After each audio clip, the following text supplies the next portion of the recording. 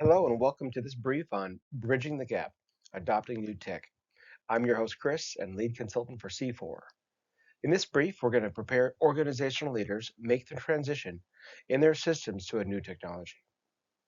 This is meant to be broad-based and able to be used for any organization jumping from one technology to the next. So let's jump right in. The categories on your screen show the five adopted levels as described by Rogers in his 2003 book, The Fusion of Innovations. Each of these categories represents a stage of people, with an average percentage breakout as depicted in the graph. Innovators are the venturers, those willing to experience new ideas. They're okay with uncertainty. In the tech world, they have the most technical knowledge of the given technology. Early adopters are the role models. This group tries out the tech and adopts it, essentially starting the diffusion cycle. They're what we call the leaders. Those in the early majority make up a significant pool of people, roughly about a third. They wait for the innovation to take root, deliberately waiting to see how generation one or version one of a tech works in the new system. I'm sure we know these people. A lot of us fulfill that role. But as we transition past the halfway point of the curve, we reach the late majority, the last third. This group is skeptical of the tech and waiting to be persuaded by their network in the early majority. They're waiting until it's safe. And then lastly, we have the laggards. This group is the most skeptical and will take the longest to adopt the technology, waiting until all the kinks are worked out. They want it. They want the tech to be universally adopted before they adopt it, and they're okay with this. The current generation, like all generations, have their own slang. And today's generation uses the term, I'm with it, meaning they're into it. What is the it? It's whatever subject you're referencing. In this case, whichever technology is going on, these innovators, early adopters, and the typical early majority are with it. They've bought in and want in. According to Zickley and Lengel, innovators and early adopters stand out in their personal characteristics. Thus, marketing campaigns have usually targeted and labeled them as opinion leaders to convince society. It's from their work in 2023 on page 2. If I were leading a system into a new technology, I would seek out those that I'd anticipate being on the front lines of the wave that we're building. Regarding technology, these people probably have the latest phones, the hottest apps, a larger following on social media, and maybe a bit bolder in personality. I would aim to get their buy-in on this technology and how it relates to our system, how this tech improves our lives, how it gives more time back, how it makes us more successful, or how it expands our network and access. I would want to move these groups quickly through the persuasion stage to the decision stage by showing them how the tech works and letting them get their hands on it if possible, trying it out. As the bracelet we have all seen, what would Jesus do? Well, we read in Mark when Jesus asked the four fishermen to follow him. It says they immediately left their nets and followed him. That sounds pretty radical. And as the first disciples, they were the early adopters and the soon to be leaders of the first church.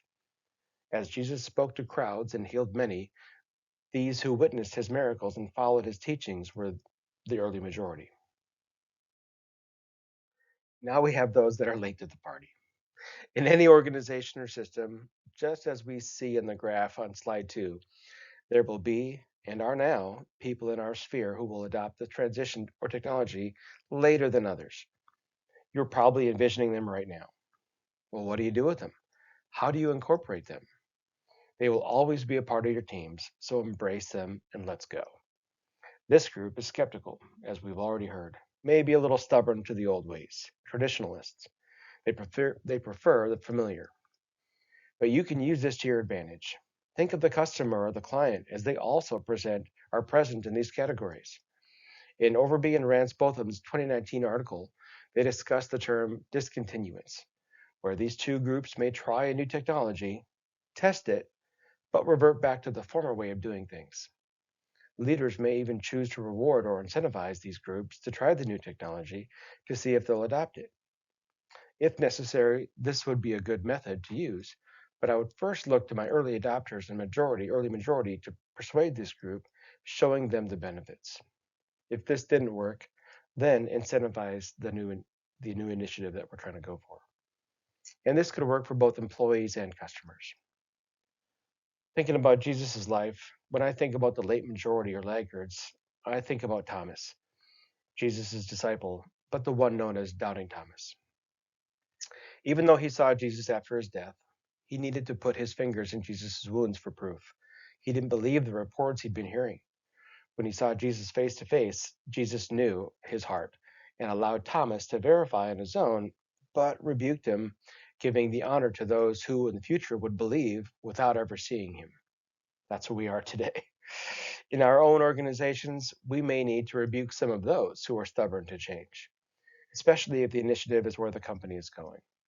But leaders need to operate in both truth and grace, so be gracious with the late majority and laggards alike. In closing, as John Maxwell says, a leader is one who knows the way, goes the way, and shows the way. Leading an organization through a transition in their systems to a new technology isn't going to be easy, but it needs to be done. Change needs to happen, as does growth, and you have what it takes to bridge this gap. Identify your early adopters and the early majority, get them on board, and begin the diffusion process.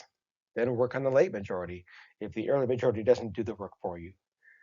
They will come around. Just be patient, but maybe a bit active too.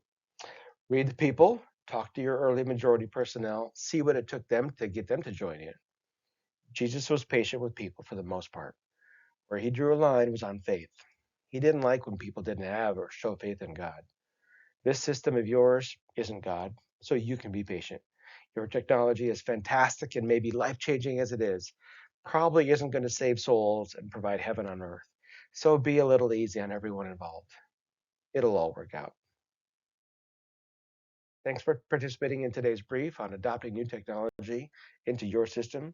I've been your host, Chris, and I have faith in your ability to bridge the gap. Thanks.